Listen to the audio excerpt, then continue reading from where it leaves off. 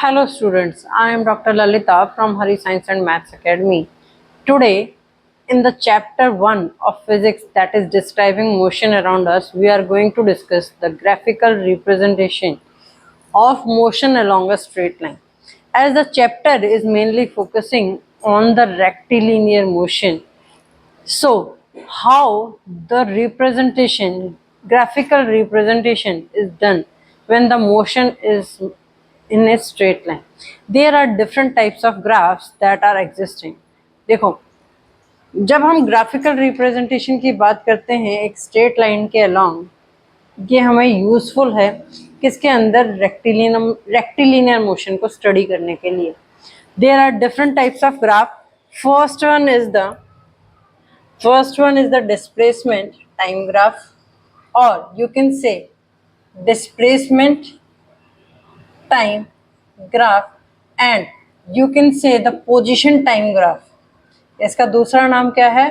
Position time graph. ठीक है. Now the second one is the velocity time graph.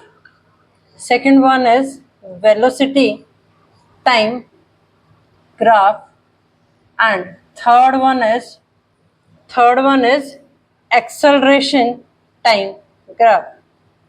Third one is acceleration time graph.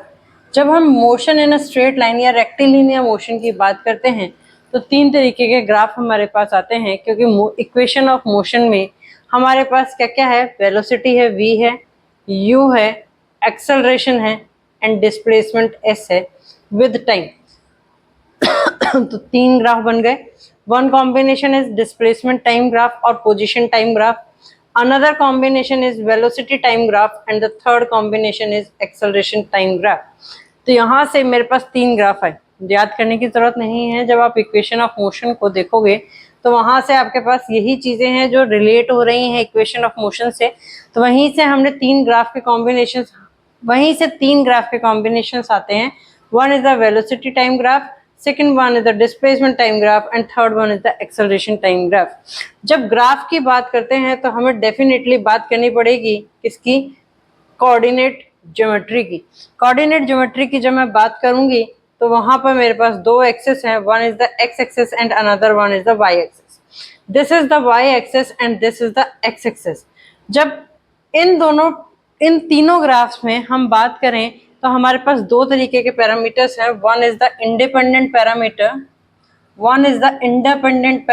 Independent parameter वो parameter होता है जिसकी value किसी भी चीज के ऊपर डिपेंड नहीं करती. And second parameter is the dependent parameter. Dependent parameter वो पैरामीटर है जिसकी वैल्यू वो फिजिकल क्वांटिटी जिसकी वैल्यू किसी दूसरे के ऊपर डिपेंड करती है. तो तीनों ग्राफ के अंदर हमारे पास time is the independent parameter. Time जो है वो क्या है? इंडिपेंडेंट पैरामीटर है. सो जो भी इंडिपेंडेंट पैरामीटर है उसको लिया जाता है एक्स एक्सिस के अलोंग. ठीक है. और जो डिपेंडेंट पैरामीटर है उसको हम लेते हैं किसके अलोंग?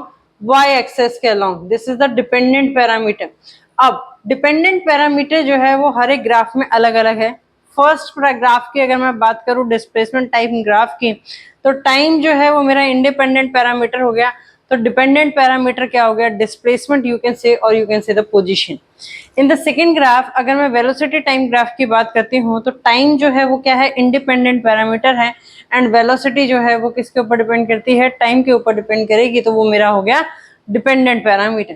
थर्ड ग्राफ की अगर हम बात करते हैं तो that is the acceleration time graph. तो उसमें टाइम जो है वो मेरा क्या है? इंडिपेंडेंट पैरामीटर है. और एक्सेलरेशन जो है that is depending upon the time. तो वो हो गया मेरा डिपेंडेंट पैरामीटर जिसको हम लेंगे वाई एक्सिस के अलोंग.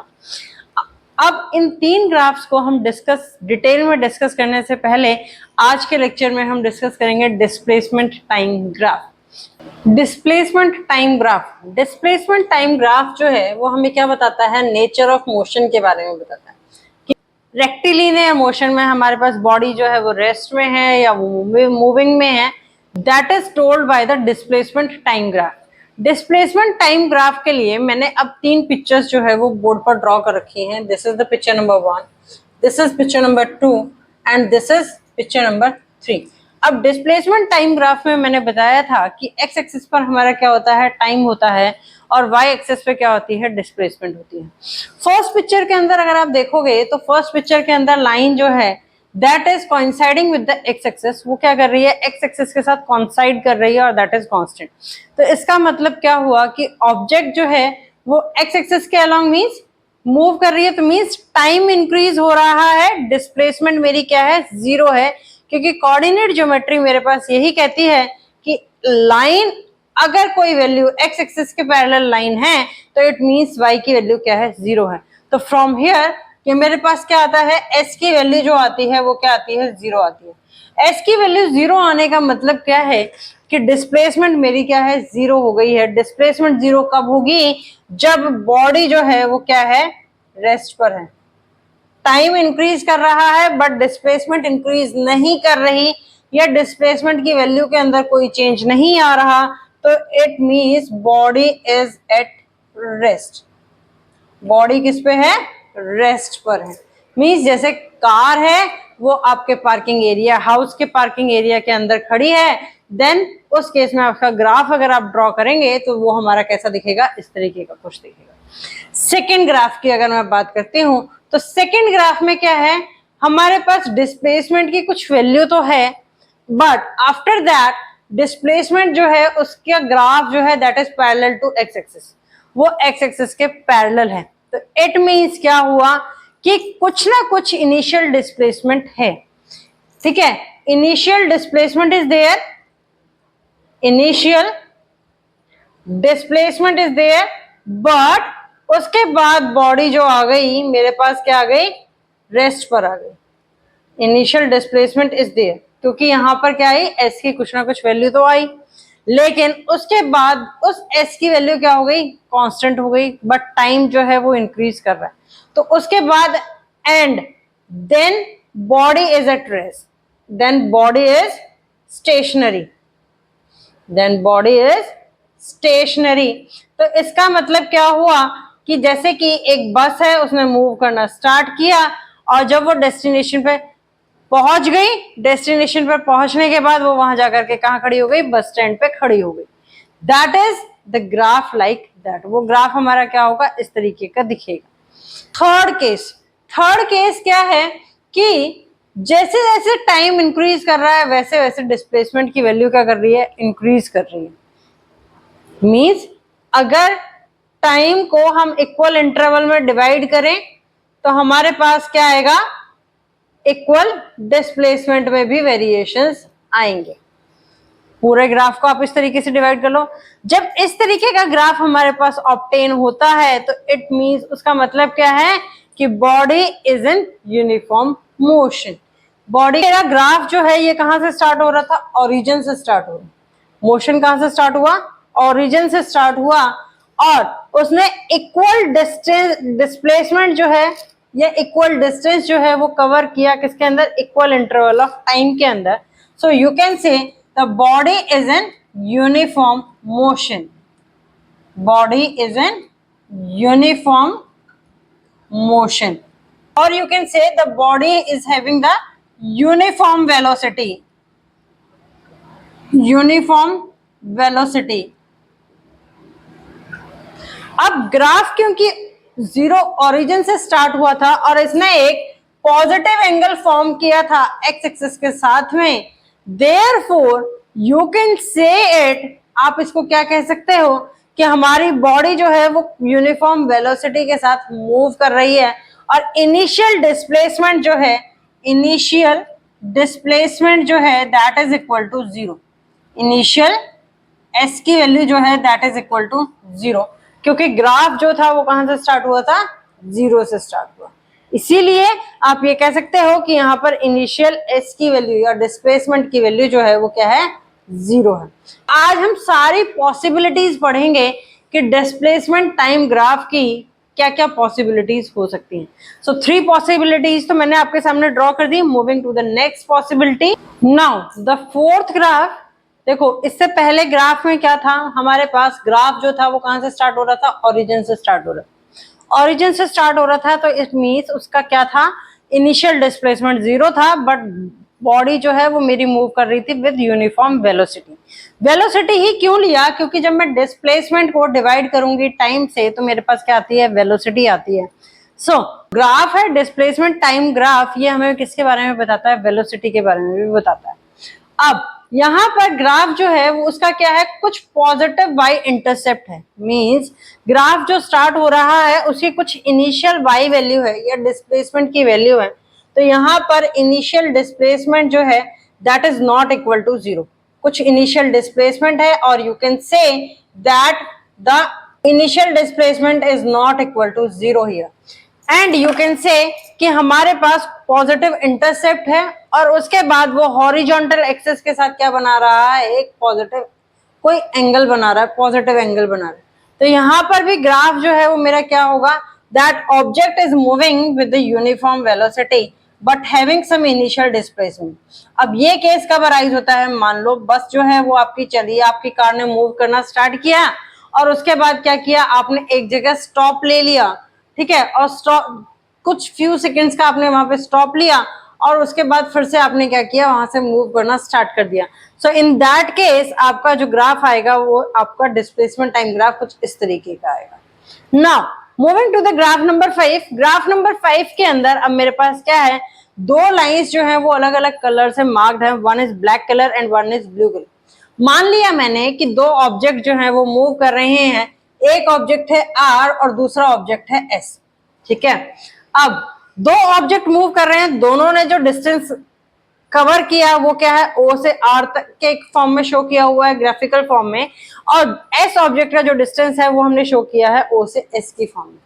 अब आपको ये बताना है कि कौन से ऑब्जेक्ट की जो वेलोसिटी है वो ज्यादा है, तो वो आप कैसे कैलकुलेट करोगे, दोनों का एक पर्टिकुलर टाइम के ऊपर, ठीक है, एक पर्टिकुलर टाइम के ऊपर दोनों के डिस्प्लेसमेंट की वैल्यू जो है वो आप कैलकुलेट करेंगे। मान लिया कि जो आर ऑब्जेक्ट टाइम मैंने लिया है कि दैट इज ओ ए, वो टाइम क्या हो गया, ओ ए हो गया, और जब मैं इससे हॉरिजॉन्टल लाइन जो है that is parallel to x axis draw करती हूँ तो ये मेरी डिस्प्लेसमेंट वाली लाइन को कट करता है बी पर, कौन सा, जो आर ऑब्जेक्ट मूव कर रहा था, और एस ऑब्जेक्ट वाली जो डिस्टेंस आती है वो मेरी आती है सी।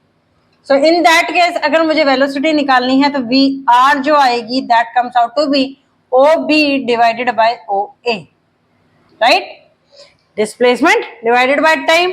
अगर वेलोसिटी वी एस निकालती हूं तो मैं वो मेरे पास क्या आएगी, ओ सी डिवाइडेड बाय ओ ए, यही आएगा। अब ओ ए की वैल्यू तो दोनों वेलोसिटीज के लिए क्या है, सेम है, क्योंकि ओ सी की वैल्यू जो है वो क्या है, बड़ी है ओ बी की वैल्यू से। तो इसका मतलब क्या हुआ, velocity of s object is greater than the velocity of the r object. और इससे हमें क्या पता चला कि अगर हम डिस्प्लेसमेंट टाइम ग्राफ ड्रॉ करते हैं और हमारे दो ऑब्जेक्ट्स मूव कर रहे हैं तो कौन सा ऑब्जेक्ट फास्ट मूव करेगा वो डिपेंड करेगा ग्राफ के स्लोप के ऊपर। जिस ग्राफ का स्लोप ज्यादा होगा उसकी वेलोसिटी क्या होगी, या जिस ग्राफ की स्टीपनेस ज्यादा होगी वो हमारे पास क्या करेगा, उसकी वेलोसिटी ज्यादा होगी, और जिस ग्राफ का स्लोप या स्टीपनेस कम होगी उस ऑब्जेक्ट की वेलोसिटी क्या होगी, कम होगी। ये बात थी जब ऑब्जेक्ट जो थे वो दोनों मेरे स्टार्ट हुए सेम पॉइंट से और उनकी वेलोसिटी क्या ही डिफरेंट है। बट ऐसा जरूरी नहीं है, अगर मैं दो ऑब्जेक्ट्स को कंपेयर कर रही हूँ तो जरूरी नहीं है कि उनकी हमारे पास क्या हो, ओरिजिन से ही हम उनको कंपेयर करना स्टार्ट करें। कभी कभी ऐसा भी हो सकता है कि उन्होंने ऑलरेडी कुछ इनिशियल डिस्प्लेसमेंट जो है वो कवर कर रखा है। अब वो क्या केस होगा, मान लो आप टू फ्रेंड्स हो, दोनों की पोजीशन अलग अलग है, बट दोनों फ्रेंड्स जो है वो कहीं आप ट्रिप पर जाते हो, ठीक है, तो उस केस में क्या होगा, जहां पर भी आप दोनों फ्रेंड्स का मीटिंग पॉइंट होगा डेस्टिनेशन तक पहुंचने के लिए, उस मीटिंग पॉइंट से लेकर के आपके इनिशियल पॉइंट तक की जो डिस्टेंस है दैट मे बी डिफरेंट, वो डिफरेंट हो सकती है, ठीक है। तो उस केस में मेरा ग्राफ जो आएगा वो क्या आएगा, इस तरीके का कुछ आएगा। अब मेरे पास दो फ्रेंड्स थे, जो एक फ्रेंड था ए और दूसरा फ्रेंड था बी। इनिशियली अगर आप देखोगे तो बी की इनिशियल डिस्प्लेसमेंट क्या है, कम है, और ए की इनिशियल डिस्प्लेसमेंट जो है वो क्या है, ज्यादा है। बट जैसे जैसे मूवमेंट स्टार्ट होती है तो बी की जो डिस्प्लेसमेंट है वो क्या आती है, ज्यादा आती है एज कंपेयर टू ए। तो इट मींस अगर मैं निकालूं तो यहां पर क्या आएगा, velocity of B is greater than velocity of A. वो कैसे आई मेरे पास, क्योंकि ऑब्जेक्ट ने बी ने मेरा क्या किया, ज्यादा डिस्प्लेसमेंट कवर किया as compare to the A के कंपैरिजन में उसने क्या किया है, ज्यादा डिस्प्लेसमेंट कवर किया है। Therefore you can in the given time period, same given time period के अंदर, सो वी बी की वैल्यू जो थी वो क्या थी, वी ए से ज्यादा थी। हालांकि S B of initial is less than S ए,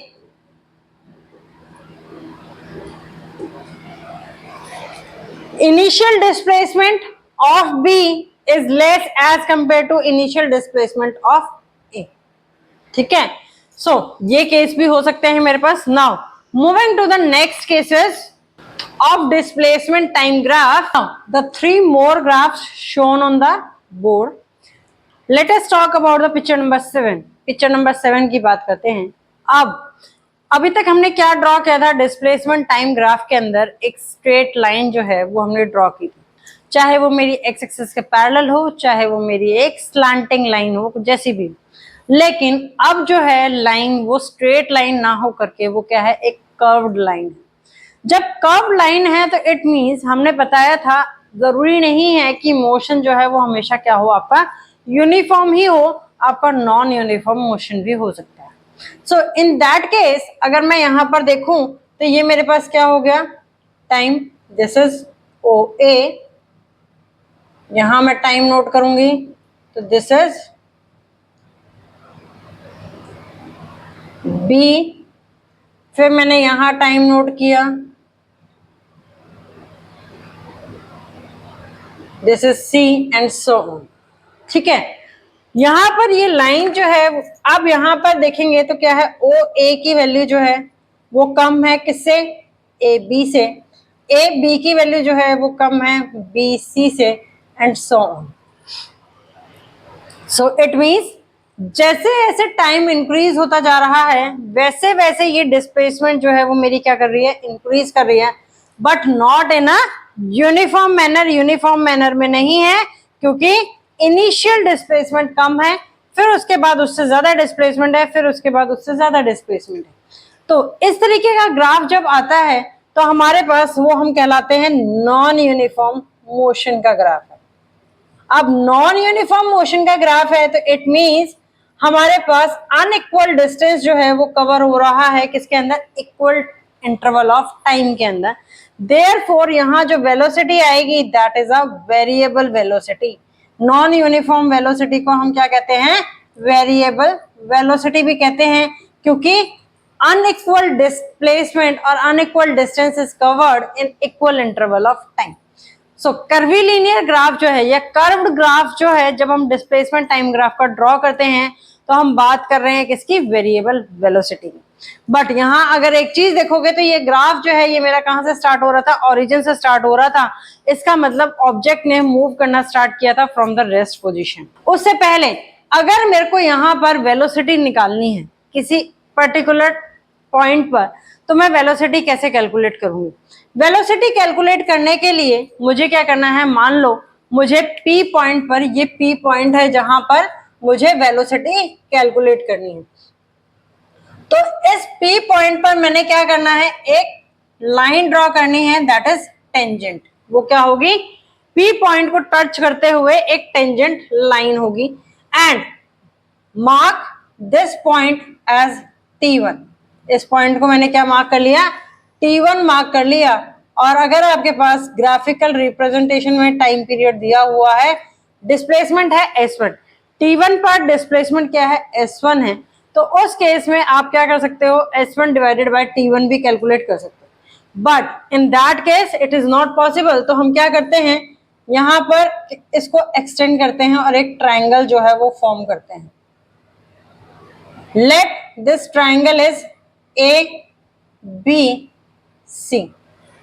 ठीक है, तो वेलोसिटी की वैल्यू जब मैं निकालूंगी, वेलोसिटी इज इक्वल टू क्या होगा, जो डिस्प्लेसमेंट है दैट इज AB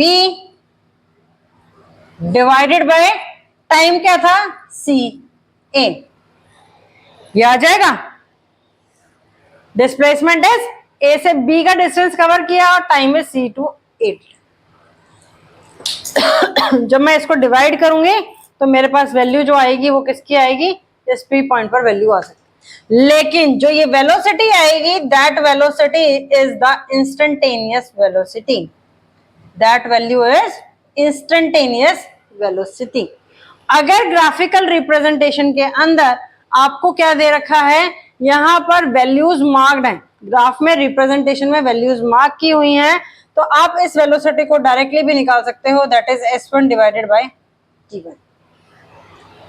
जब मेरे को किसी पर्टिकुलर पॉइंट P पर वेलोसिटी फाइंड आउट करनी थी, तो कर्व्ड ग्राफ के अंदर डिस्प्लेसमेंट टाइम ग्राफ जो है वो आपकी क्या है, एक कर्व लाइन है, और आपको एक पर्टिकुलर पॉइंट P के ऊपर ग्राफ में वेलोसिटी जो है वो फाइंड आउट करनी है। तो आप कैसे फाइंड आउट करोगे, उस P पॉइंट को टच करते हुए आपने क्या करना है, एक लाइन को ड्रॉ करना है।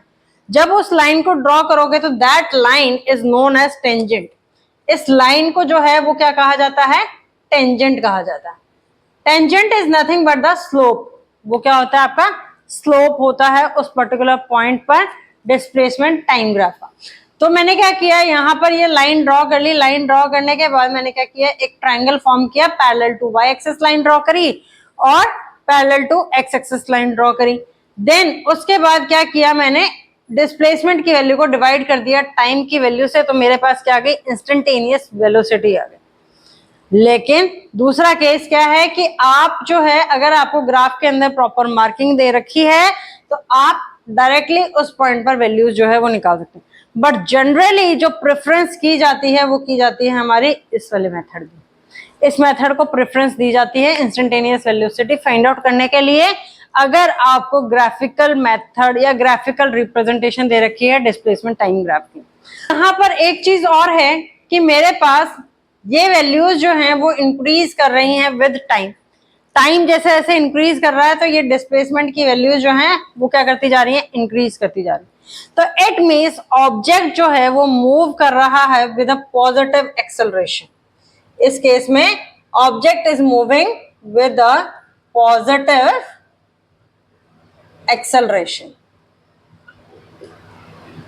ठीक है, क्योंकि ये वैल्यूज जो है वो time equal interval of time में वो ज्यादा डिस्टेंस जो है या ज्यादा डिस्प्लेसमेंट जो है वो कवर करता जा रहा है। Now moving to the graph number 8, अगर मैं ग्राफ नंबर 8 पे मूव करती हूं तो मैं मान लेती हूं कि मुझे 2 पॉइंट्स पर कैलकुलेट करनी है किसकी वैल्यू, इंस्टेंटेनियस वेलोसिटी की वैल्यू। ये पॉइंट है point number P, this point is P point and this point is and this point is Q point। ये क्या है, Q पॉइंट है। अब मुझे वेलोसिटी फाइंड आउट करनी है तो मैं P और Q दोनों पॉइंट के ऊपर क्या करूंगी, टेंजेंट ड्रॉ करूंगी। टेंजेंट ड्रॉ करने से मैंने क्या किया, अगर मैंने टेंजेंट ड्रॉ किया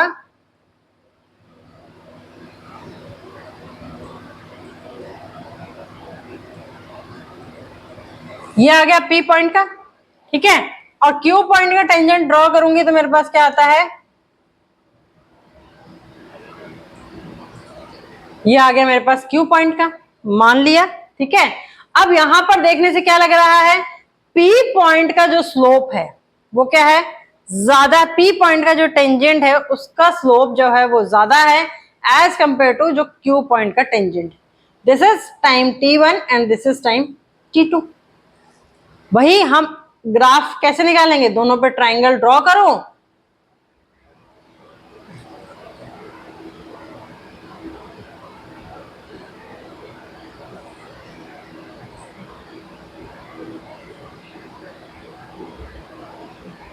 आ गया, ठीक है। P पॉइंट के टेंजेंट का स्लोप जो है वो ज्यादा है as compare to Q point का टेंजेंट। अब उसको डिस्कस करने से पहले सबसे पहले क्या चीज है, इनिशियल ग्राफ की वैल्यू अगर हम फाइंड आउट करें तो ग्राफ जो है वो मेरा कहाँ है, कुछ उसका पॉजिटिव y इंटरसेप्ट है। इसका मतलब इसमें कुछ ना कुछ इनिशियल डिस्प्लेसमेंट है। यहाँ इनिशियल डिस्प्लेसमेंट s की वैल्यू जो है वो 0 के इक्वल नहीं है, और उसकी वैल्यू क्या है, कुछ पॉजिटिव वैल्यू है, क्योंकि y एक्सिस जो है वो क्या है, पॉजिटिव है।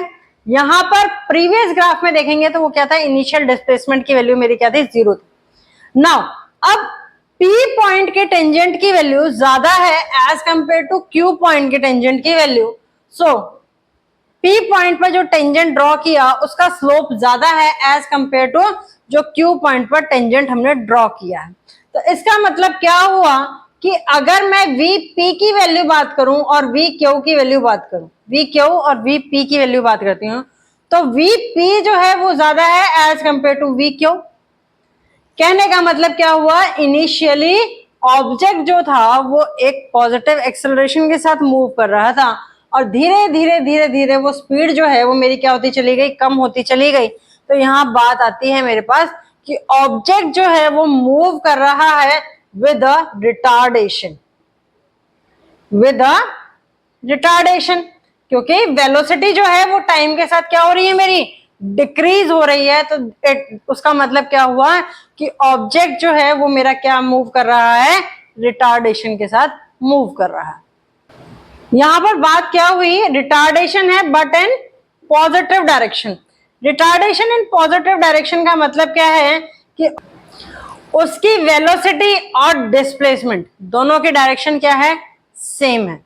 रिटार्डेशन इन पॉजिटिव डायरेक्शन का मतलब क्या है कि ऑब्जेक्ट जो है वो उसकी डिस्प्लेसमेंट टाइम के साथ पॉजिटिव है, वेलोसिटी ऑफ द बॉडी यानी कि एक्सेलरेशन जो है वो मेरा डिक्रीज कर रहा है टाइम के साथ में, बट डिस्प्लेसमेंट जो है यानी कि वेलोसिटी जो है वो मेरी क्या कर रही है, इंक्रीज कर रही है टाइम के साथ।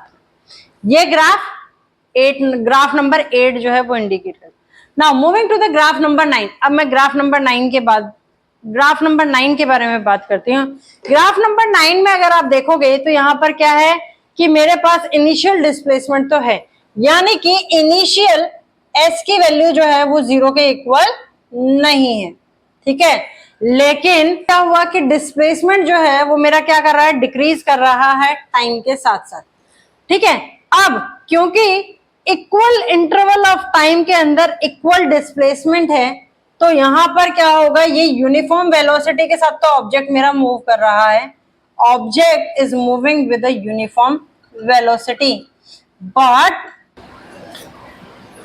वैल्यू जो है डिस्प्लेसमेंट की क्या हो रही है, रिड्यूस हो रही है। इसका मतलब क्या हुआ कि ऑब्जेक्ट यूनिफॉर्म वेलोसिटी के साथ तो मूव कर रहा है but with in opposite direction of displacement, opposite direction of displacement. Direction जो है डिस्प्लेसमेंट की वो क्या है, ऑपोजिट है, बट वेलोसिटी जो है वो क्या है, यूनिफॉर्म है। यही होगा इसका मतलब, तभी तो मेरा क्या कर रहा है, डिस्प्लेसमेंट रिड्यूस टू 0 आर। This is about graph number 9। There are 2 more graphs, that is graph number 10 and 11.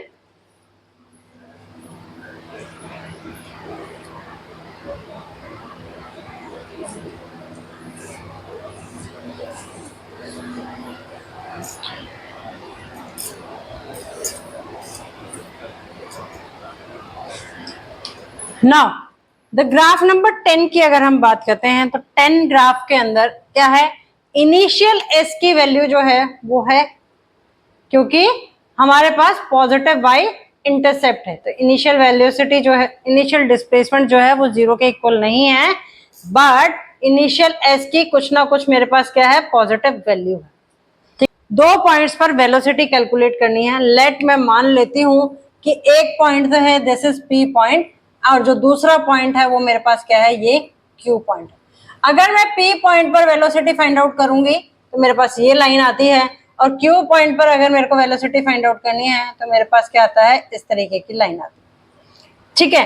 क्योंकि P वाले पॉइंट का स्लोप, इस पे अगर मैं टाइम ड्रॉ करती हूँ, ये तो मेरे पास क्या आ गया, T1 टाइम आ गया, और Q पॉइंट पर अगर मैंने टाइम की मार्किंग की तो ये मेरे पास आ गया T2 पॉइंट। अब जो P पॉइंट पर टेंजेंट ड्रॉ किया और Q पॉइंट पर टेंजेंट ड्रॉ किया, इसमें से किसका स्लोप ज्यादा है, ऑब्वियस सी बात है Q पॉइंट का टेंजेंट जो है उसका स्लोप ज्यादा है। जिसका स्लोप ज्यादा होगा उसकी मूवमेंट क्या होगी, उतनी ही फास्ट होगी। तो यहाँ पर मेरे पास क्या आया, v क्यू की जो वेलोसिटी है वो क्या है, ज्यादा है as compare to V P. मतलब ऑब्जेक्ट जो था उसके पास कुछ ना कुछ इनिशियल डिस्प्लेसमेंट थी। अब क्योंकि ये ग्राफ जो है वो एक कर्व ग्राफ है, तो it means that object is moving with a non uniform velocity.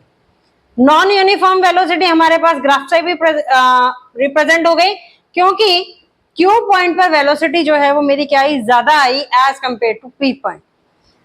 इसका मतलब क्या हुआ,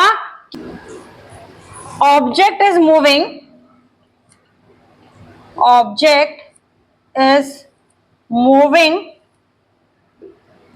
in opposite direction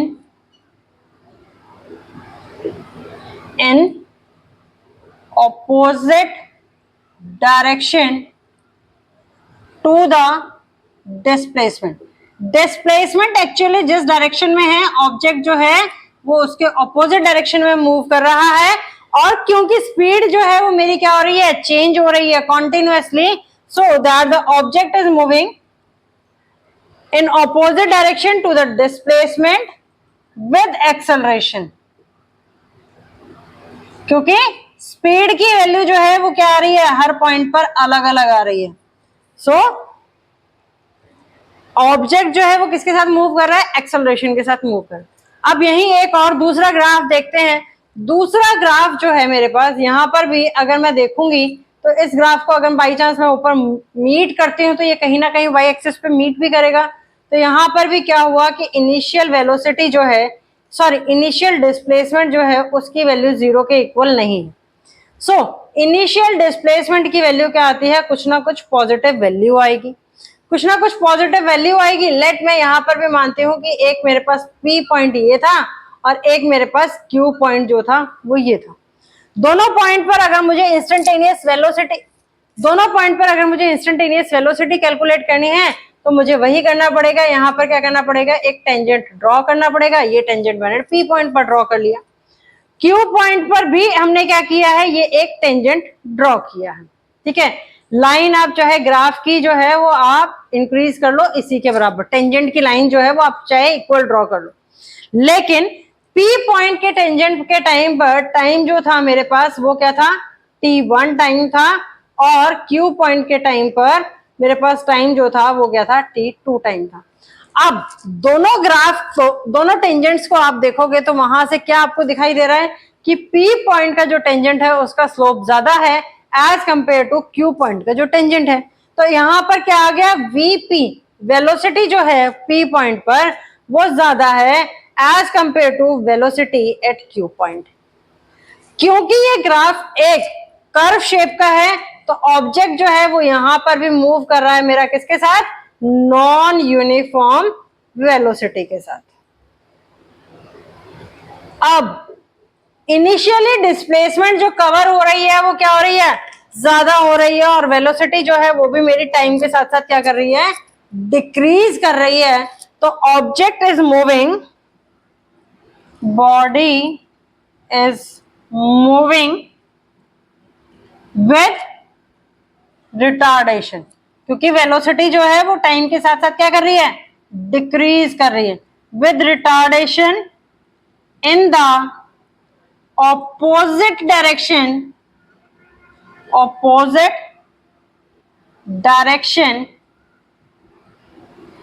to the displacement, in the opposite direction to the direction of displacement, direction of displacement. अब मैंने सारे तरीके के डिस्प्लेसमेंट टाइम ग्राफ जो है वो आपको बता दिए। अब बात करते हैं कि डिस्प्लेसमेंट टाइम ग्राफ का यूज कहां पर है। Uses of displacement time graph, सबसे पहला बात तो क्या है, हमें इसमें क्या फाइंड कर सकती हूँ, इंटरमीडिएट पोजीशन की वैल्यू फाइंड आउट कर सकती हूँ, जो मेरे को फाइंड आउट करनी है किसी भी टाइम पीरियड के ऊपर। इंटरमीडिएट का मतलब होता है किसी भी टाइम पीरियड में मैं पोजीशन की वैल्यू फाइंड आउट कर सकते हैं। नेक्स्ट क्या है, मैंने बताया था कि डिस्प्लेसमेंट टाइम ग्राफ जो है वो मुझे क्या बताता है, नेचर ऑफ मोशन के बारे में बताता है कि मोशन का जो नेचर है वो कैसा होगा। अब वो कैसे पता चलता है, अगर ग्राफ की लाइन जो है वो स्ट्रेट है, तो स्ट्रेट लाइन है, तो it means that object is moving with a uniform velocity. Object जो है वो किस में मूव कर रहा है, यूनिफॉर्म वेलोसिटी के साथ मूव कर रहा है, या उसका मोशन जो है वो मेरा क्या है, यूनिफॉर्म मोशन है। ठीक है, और यू कैन से, अगर ग्राफ जो है वो मेरा क्या है, कर्व लाइन है, ग्राफ की लाइन जो है वो मेरे पास क्या है, कर्व है, तो इट मींस मेरे पास क्या है, non uniform motion. Non uniform motion, object is an accelerated motion. Accelerated motion, अब जरूरी नहीं है कि एक्सेलरेटेड मोशन जो है वो हमेशा मेरा पॉजिटिव ही हो, वो मेरा नेगेटिव भी हो सकता है। ठीक है, ये मेरे पास आए दो यूजेस। अगर मैं थर्ड यूज की बात करती हूं तो मैं डिस्प्लेसमेंट टाइम ग्राफ से क्या फाइंड आउट कर सकती हूँ, इंस्टेंटेनियस वेलोसिटी जो है वो भी फाइंड आउट की जा सकती है। किससे, पोजीशन टाइम ग्राफ से या फिर डिस्प्लेसमेंट टाइम ग्राफ से। So this is all about the displacement time graph. Today's topic is over. Tomorrow I will meet you with a new topic. Try to read these topics from your book. Still, if you are facing any difficulty in any of the question, you can post your query in the comment box. Till then, please like, share and subscribe the channel for the video notification. Your one share means a lot for the channel. Thank you.